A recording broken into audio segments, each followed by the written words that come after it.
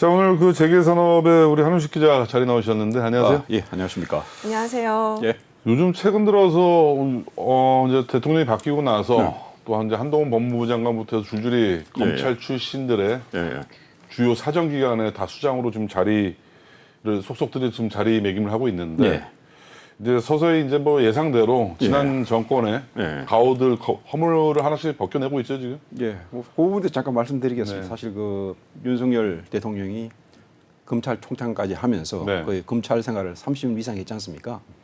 권력기관 내부들을 하나하나 알고 있는 거죠. 예전 그 청와대부터 국정원까지. 그러다 보니까 아까 말씀하신 대로 4대 권력기관 수장에 전부 다 측근들 그리고 서울대 출신들을 앉혔습니다. 하나 덧붙이자면 며칠 전에 여기 김창기 국세청장을 임명을 했는데 거기 청문회 과정을 거치지 않았습니다. 김창기 국세청장 같은 경우에도 원래 그 퇴직 인사였습니다.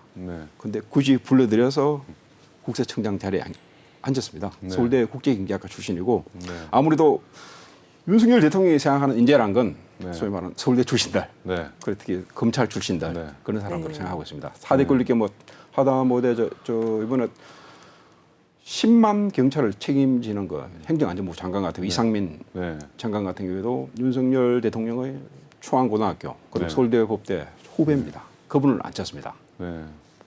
직접 경찰을 지휘하겠다는 거죠. 그러다 보니까 시대가 바뀌었다는 게 많이 이렇게 뭐 뉴스를 통해서 많이 좀 이렇게 실제로 느끼고 있을 겁니다. 어젠가요, 그 해수부 공무원 월북 사건 같은 경우에도 해경이 직접 나와가지고 이게 월북이 아니다 그런 식으로 발표를 했습니다. 완전히 바뀌었지 않습니까? 서서히 뭐 아까 뭐 언론 쪽에서 이걸 사정 정국이라고 하는데 차차차차 이런 국면이 계속 진행될 것으로 관측됩니다.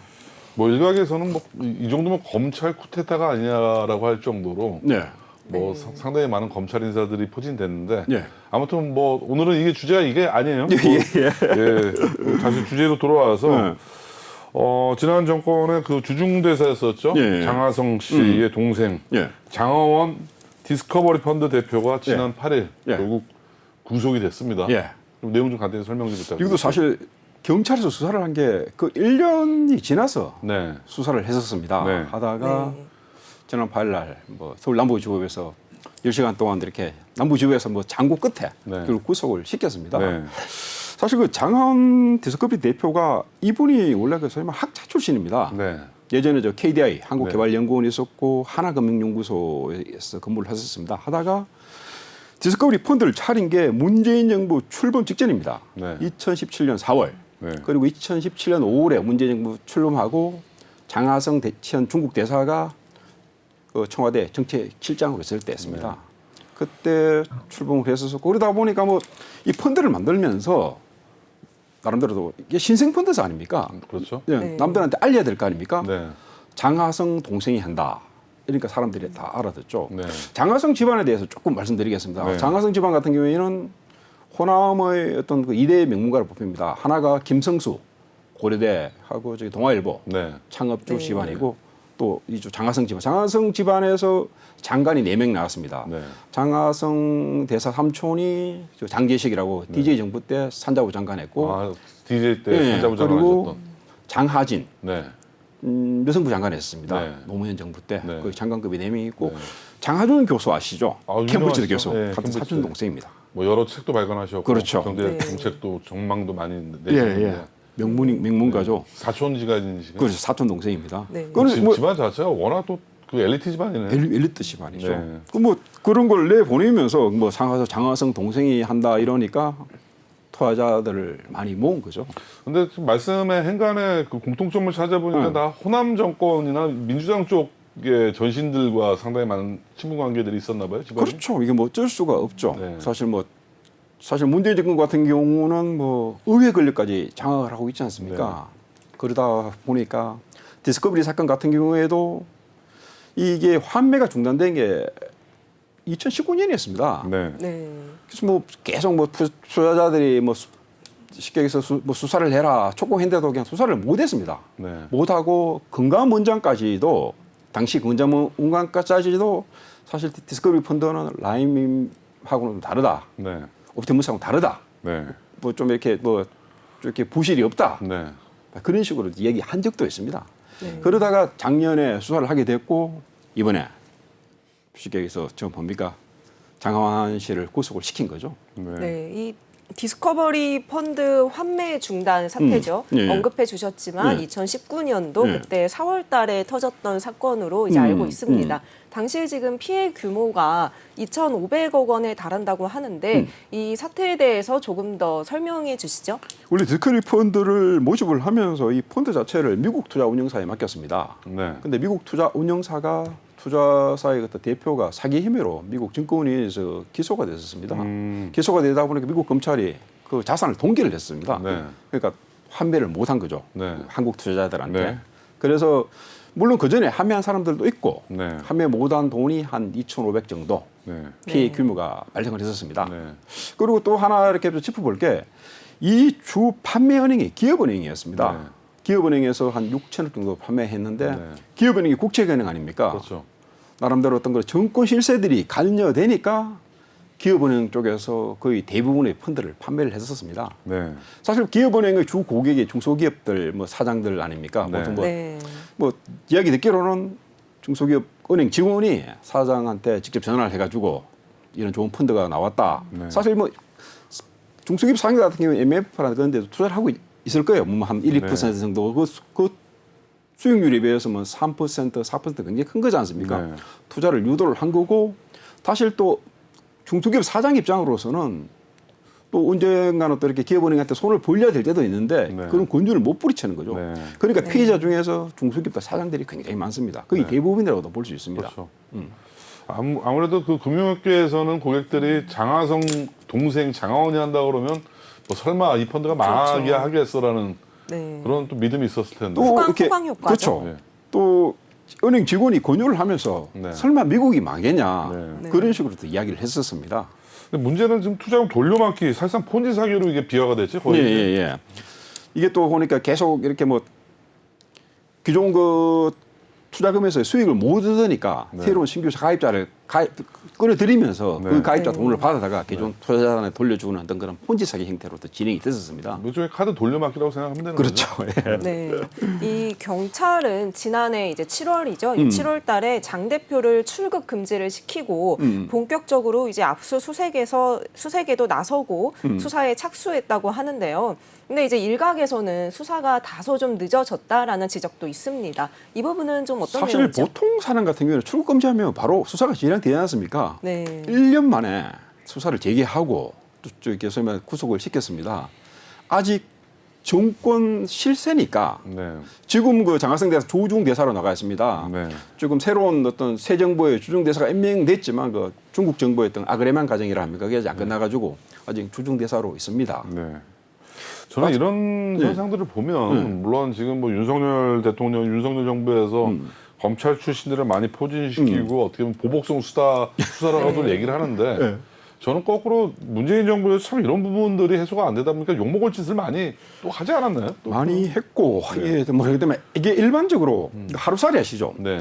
하루살이 같은 하루밖에 못 지않습니까? 그 하루 살 동안 뭐 자기가 뭐 해야 할 걸 다 해야 되지 않습니까? 네. 뭐 장하성 씨 이런 분을 정치인이라고도 볼 수 있는데 사실 정치인들이 보면 그 시간 할인율이 굉장히 높습니다. 네. 어떤 당장에 어떤 그 요직에 있을 때 정권을 잡았을 때 자기 모든 일속을 다 챙겨야 되거든요. 네. 그러니까 나중에 또 정권이 바뀌게 되면 그 부메랑이 자기한테 직접 오는 거죠. 네. 아주 단견적인 시각을 갖고 있는 거죠. 네. 저는 이런 부분들을 이렇게 쭉 내용들을 들어보면 예. 결국 검찰을 정권에 불러들인 건 문재인 정부가 아니었나. 저도 네. 많은 사람들이 네. 뭐 그렇게 생각하거든요. 물론 이게 소위 말하는 자기가 또 진보 스탠스를 취하느냐 보수 스탠스를 취하느냐에 따라서 물론 생각하는 관점이 다르겠지만 뭐 대부분 사람들은 그런 식으로 좀 생각을 하고 있습니다. 하다못해 진보 인사권 내에서도 민주당 인사 내에서도 결국 문재인 정부가 윤석열 정부를 탄생시키는데 네. 아주 일조를 했다, 큰 역할을 했다 그런 식으로 얘기하고 있습니다. 보시는 시청자분들께서 뭐 자칫 오해가 생길 수가 있는데 뭐 저희가 뭐 어떤 당의 특정 당을 저희가 그런 건 연구하고 아닙니다. 예. 말씀을 드리는 건 전혀 아니에요. 예. 다만 네. 뭐 잘못이 있으면 잘못에 대한 수사와 처벌이 예. 분명히 있어야 되는 부분이고 예. 정권의 뭐 힘과 상관없이 예. 이런 부분들은 공정하게 이루어졌어야 되는 네, 부분들인데 맞습니다. 예. 이제 결국 다 이게 굶어 터지고 있는 거죠 지금. 예. 결국 장하성 주중대사 그리고 예. 또 전 문재인 정부의 실세였었죠. 예, 예. 김상조 예. 청와대 정책실장도 이 펀드에 또 투자를 했죠.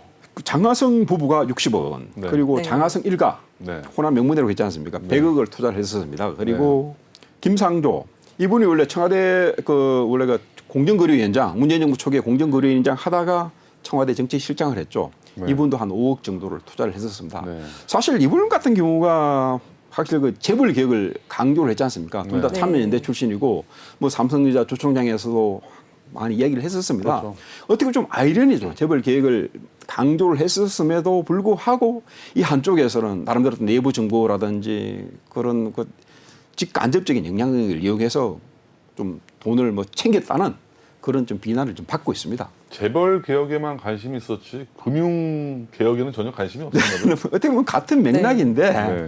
근데 사실 모든 사람들, 일반인이라든지 정치인이든지 합리적인 경제인입니다. 자신의 어떤 경제적인 이속관계에 따라서 뭐 어떤 판단을 하기 마련인데, 그래도 뭐 공직에 있는 사람들은 아닙니까? 네. 남들은 그걸 좀 봐야 되는데, 그걸 보지 못했다는 거죠. 네. 아까 또 말씀드렸듯이 어떤 그런 아주 근시안적인 정치인이 되다 보니까 아주 시간 할인이 늘었다 보니까 네. 그 속에만 이렇게 매몰되다 보니까 이런 사태까지 오게 된 것 같습니다. 네. 네, 이제 설명을 들어보면은 친동생은 판매를 하고 네. 또 이제 친척들이나 이제 주변 분들은 이를 뭐 내부 감시한 좀 구조이지 않을까라는 생각은 드는데 이제 네. 맞나요?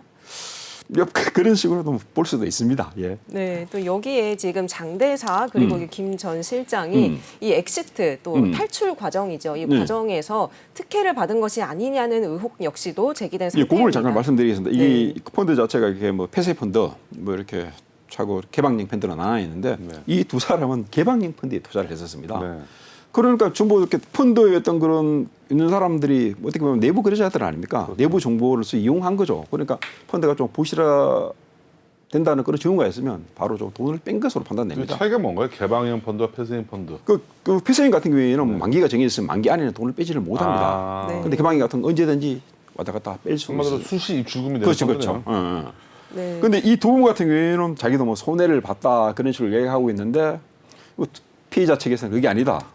이익을 많이 챙겼다. 네. 그런 식으로 좀 주장을 하고 있습니다. 양측의 입장이 뭐 엇갈리고 있는데 결국 뭐 향후 어떤 그런 경찰 수사라든지 그 검찰 수사를 통해서 밝혀질 것으로 보입니다. 네. 근데 또 이게 장하성 동생이 펀드를 만들었다 하면은 투자자들 입장에서는 당연히 좀 유혹에 빠질 수밖에 없었을 것 같은데요. 이 지금 투자 피해자들은 장 대사가 이 청와대 근무 시기에 네. 펀드 판매 규모가 급증한 것도 의심하고 있습니다. 이 부분은 어떤 뭐 내용이죠? 앞서 지적했지만 사실 뭐 장하성 동생이 한다고 하니까 사실 뭐 일반 투자자들 아까 중소기업들 뭐 오너 투자자들인데 장하성 동생이 한다고 하니까 정부 실세가 관여되어 있다고 하니까 당연히 자기 돈을 좀 많이 굴려줄 것으로 기대를 했던 거죠. 네. 그런 네. 부분이 결국 어떤 피해로 이어진 것으로 좀 보입니다.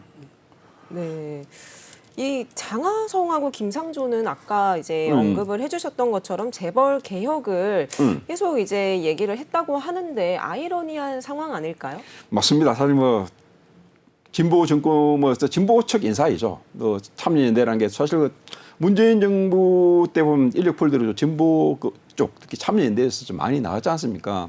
그쪽에서 뭐 어떤 재벌 개혁을 쭉 강조를 했었었는데 결국 어떤 그런 진보 쪽 이런 쪽 뭐 재벌 개혁이라든지 경제 민주화 외친 사람들의 어떤 그런 조금 이렇게 좀 민낯이 드러났다고도 볼 수 있습니다. 네. 네.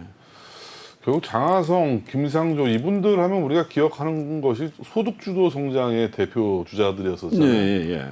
지난 5년 동안 소득주도 성장이 결국 대참패로 끝났죠, 정책이. 그렇죠. 저는 오히려 이런 디스커버리 펀드도 물론 되게 그 모럴 해저드의 대표적인 또 사례가 될 수 있지만 네. 정책 위반자들이 정책을 크게 잘못 판단을 하고 결정을 했을 때 이 피해는 고스란히 다 국민 피해들이잖아요. 이런 부분들은 사실 어떻게 생각하세요? 그렇죠. 사실 우리 자본주의가 뭐 이렇게 뭐 시장 자본주의라고 하지만 아직도 정부 힘이 막강합니다. 네. 그 정부라는 게 소위 말하는 정책이라는 이름으로 시장을 주도를 하고 있다는 거죠. 뭐 쉽게 얘기해서 뭐 재벌 개혁을 할 때는 뭐 쭉쭉 이런 식으로 정부에서 이발을 내놓았지 않습니까?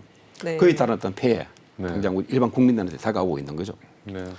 어떻게 보면 펀드 주도 성장을 한 것이 아닌가. 소득 주도 성장이 네. 아니라 그 정도로 참. 한 가지 더 붙이자면 사실 그 문재인 정부 말기 때 문재인 정부가 뭐 언론을 통해서 이야기했습니다. 내 임기 중에는 권력형 비리가 하나도 없었다는 식으로 주장을 했었습니다. 네. 그런데 실상은 그게 아니라 덮어두었다는 거죠. 안 드러나게. 네. 그러니까 정권이 바뀌니까 쑥쑥 이렇게 막 드러나는 거죠. 경찰에서 수사를 하고. 어떻게 보면 그 조국 씨와 관련된 수사도 내로남불의 대표적인 또 예인데 이 자본시장에서는 대표적인 케이스가 내로남불의 케이스가 바로 디스커버리 펀드가 아닌가. 저도 그런 식으로 생각하고 있습니다.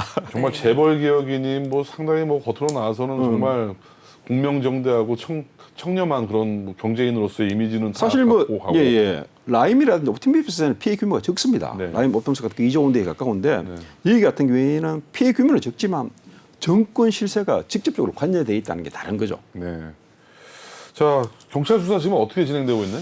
지금 경찰 수사는 좀 진행하고 있고 지금 뭐 금감원까지 나서야 된다는 어떤 그런 지적도 있지만 네. 아직은 금감원은 뭐 직접적으로 나서지는 않고 그 서울 남부지검 양석조 남부지검장하고 좀 공조를 취해서 수사를 계속할 것으로 보입니다. 그리고 모든 그 금융 관련 정보는 이렇게 금감원에서 갖고 있으니까 금감원에서 그런 정보를 제공하면서 그 삼각 공조 체제를 유지할 것으로 좀 판단됩니다. 네, 지금 이제 이복현 금감원장이죠. 예. 그 금융계의 저승사자다 이런 말이 있는데 이 라임 사태와 디스커버리 펀드 등 신속하고 좀 전문적인 손놀림이 있지 않을까라는 생각은 듭니다. 지금 재수사를 할 계획이 있다고 하죠. 예, 지금 뭐 사실 뭐 라임이라든지 옵티미스 같은 재수사를 했고 사실 이복현 금감원장 같은 경우에도 취임하면서 취임 다음 날 바로 기자실 찾아서 이야기했습니다. 네. 다시 들여다보겠다는 식으로 얘기를 했고 물론 직접 수사는 물론 뭐 금감원 내에서도 특사경이 있습니다. 특별사경찰이 있는데 직접 수사는 하지 않고 다시 제가 뭐 설명한 대로 어떤 금융 정보 같은 걸 제공하면서 서울 남부지검하고 이렇게 경찰 등과 공조를 취할 것으로 보입니다. 네. 그 중국의 사자성어에 절구절국이라는 사자성어 혹시 아세요? 절구절국이요? 처음 들어봅니다. 처음 그 들어봅니다. 새고랑 뭐라 그러죠?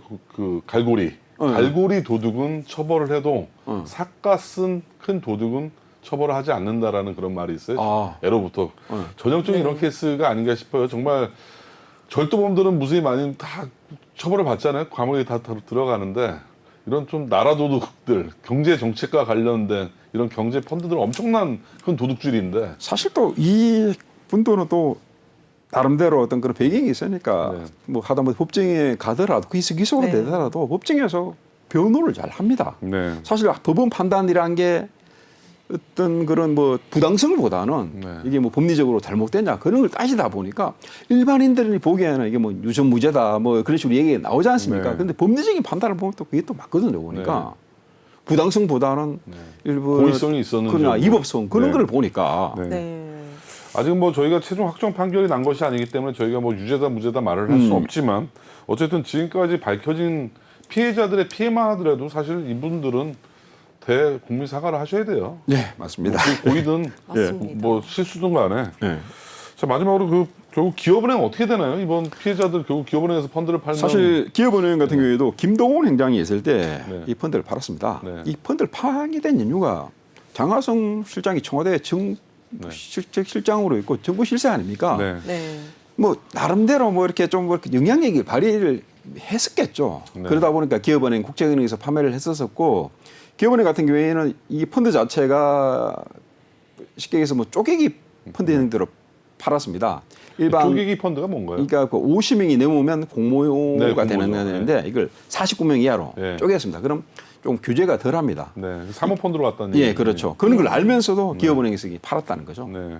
이 부분에 대해서 어떤 뭐 김동원 행장 같은 부분에 대해서 좀 경찰이 내사를 좀 벌이고 있는 걸로 알고 있습니다.